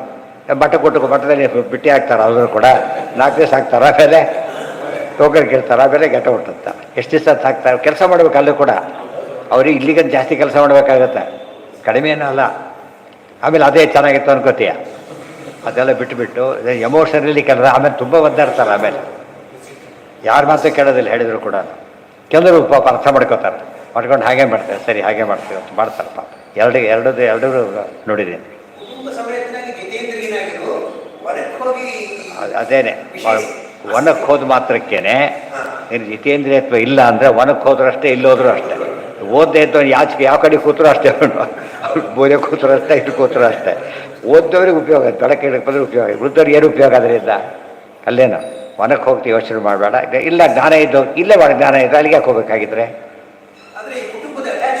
ಹ್ಞೂ ಅದೇ ಅಲ್ಲೇ ಬಿಡಕ್ಕೆ ಬರಬೇಕು, ಅದು ಇಂಪಾರ್ಟೆಂಟ್. ನಾನು ಡ್ರೈವಿಂಗೇ ಮಾಡೋದಿಲ್ಲ ಅಂತ ಹೇಳಿ ಆಕ್ಸಿಡೆಂಟ್ ಬಿಟ್ಬಿಡ್ತೀನಿ ಅಲ್ಲ, ಸರಿಯಾಗಿ ಡ್ರೈವ್ ಮಾಡಿ ಆಕ್ಸಿಡೆಂಟ್ ಮಾಡಿದೆ ಡ್ರೈವ್ ಮಾಡು ಅಷ್ಟೇ. ನೀವು ಡ್ರೈವ್ ಮಾಡಿದ ಮಾತ್ರ ಆಕ್ಸಿಡೆಂಟ್ ಆಗುತ್ತೆ, ಡ್ರೈವಿಂಗೇ ಬಿಡೋದಕ್ಕಿಂತ ಏನು ಮಾಡಬೇಕು? ಎಷ್ಟೋ ಸರ್ ಪ್ಲೇನ್ ಆಕ್ಸಿಡೆಂಟ್ ಆಗಿದೆ, ನೋಡ್ಲಿಕ್ಕೆ ಅವ್ರು ಪ್ಲೇನಲ್ಲೇ ಹೋಗ್ತಾರೆ. ನೋಡ್ಲಿಕ್ಕೆ ಪ್ಲೇನಲ್ಲೇ ಹೋದ್ರೆ ಯಾಕೆ ಆಕ್ಸಿಡೆಂಟ್ ಬರೋಬ್ಬರ ನಡ್ಕೊಂಡೇ ಬರ್ತೀರಿ ಅಂತ ಹೇಳ್ತಾರಾ? ಇಲ್ಲ, ಅದಿರಲಿ. ನಾಳೆ ಮುಂದೆ ಇದು ತುಂಬ ಇದೆ ವೈರಾಗ್ಯ ಪ್ರಕರಣ. ಇದ್ರ ಮೇಲೆ ವೈರಾಗ್ಯ ಬರಬಾರ್ದು ಅಷ್ಟೇ ಹೊರತು ತುಂಬ ಇದೆ ವೈರಾಗ್ಯ ಬೇಕಾಗ್ತದೆ. ಇದು ಯಾಕೆ ಬೇರೆ ಬೇರೆ ಕೋಟ್ ಮಾಡ್ತಾರೆ ಅಂದರೆ ಅವ್ರ ಬ್ಯೂಟಿಫುಲ್ ಕಾನ್ಸೆಪ್ಟ್ ಅವ್ರದ್ದು. ಒಬ್ಬಿಬ್ಬರ ದಾರಿ ಏನಾಗುತ್ತೆ ಅಲ್ಲಿಗೆ? ಆಚಾರ್ಯ ಕೃಷ್ಣಾಮೃತ ಹೊಡವ ಆಚಾರ್ಯ ಬರೋದು ಏನು ಮಾಡಿದರು ಅವರು? ಅನೇಕ ಪುರಾಣ ವಾಕ್ಯಗಳೆಲ್ಲ ಒಂದು ಕಡೆ ಜೋಡಿಸಿದ್ರು. ಇವರೇನು ಮಾಡಿದರು? ಅದ್ರ ಸ್ಫೂರ್ತಿಯಿಂದ ಭಾಗವತ ಒಂದರಲ್ಲಿದೆ, ಬೇರೆ ಕಡೆ ವಾಕ್ಯಗಳ ಒಂದು ಕಡೆ ಆರ್ಡರ್ನ ಸೇರಿಸ್ಕೊಂಡು ಯಾವ ರೀತಿ ಅವತ್ತು ಉಪನ್ಯಾಸ ತಕ್ಕಂತೆ ಪ್ರಿಪೇರ್ ಮಾಡ್ಕೋಬೇಕು, ಹಾಗೆ ಹೇಗೆ ಸ್ಟಡಿ ಮಾಡಬೇಕು ಒಂದು ಐಡಿಯಾ ಬಂತು. ಸಿಮಿಲರ್ ಇನ್ಸಿಡೆಂಟ್ನೆಲ್ಲ ತೊಗೊಂಡ್ರು. ಯಾವ ಪ್ರಕರಣ ಹೆಸರಿಡ್ತಾರೆ, ಒಬ್ಬರ ಅನುಭವ ಹೇಳಿದ್ರೆ ಏನಾಗುತ್ತೆ, ಅವ್ರದ್ದಾಯ್ತು ಅಂತ ತಿಳ್ಕೊತಾರೆ. ಧ್ರುವನ ಪ್ರಹ್ಲಾದನ ಎಲ್ಲರ ಅನುಭವ ಹೇಳ್ತಾ ಹೋದಾಗ ವ್ಯವಸಾಯಾತ್ಮಿಕ ಬುದ್ಧಿ ಹೇಗೆ ಗುರುನಿಗೆ ಗೊತ್ತಾಗುತ್ತೆ. ಅದಕ್ಕೋಸ್ಕರ ಹಾಗೆ ಮಾಡ್ತಾರೆ, ಗೊತ್ತಾಯ್ತಾ? ಅವ್ರು 4 ಜನ ಪಂಡಿತರು ಯಾಕೆ ಪ್ರವಚನ ಕೇಳ್ತಾರೆ ಅಂತ ಕೇಳಿದ್ರೆ ಎಲ್ಲ ವಿಷಯನೂ ಏನಿದೆ, ಸಿದ್ಧಾಂತ ದೊಡ್ಡದು ಅಂತ ಹೇಳ್ತಾ ಇದ್ದಾರೆ.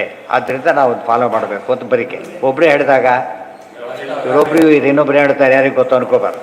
ಜ್ಞಾನ ಸತ್ರ ಅದಕ್ಕೆ ಮಾಡಿಸೋದು. ತುಂಬ ಜನ ವಿಷಯ ಹೇಳಿದಾಗಲೂ ಕೂಡ ವಿಷಯದಲ್ಲಿ ಮುಖ್ಯ ಭೇದ ಇರೋದಿಲ್ಲ ಅಂತ ತೋರಿಸ್ಬೇಕು.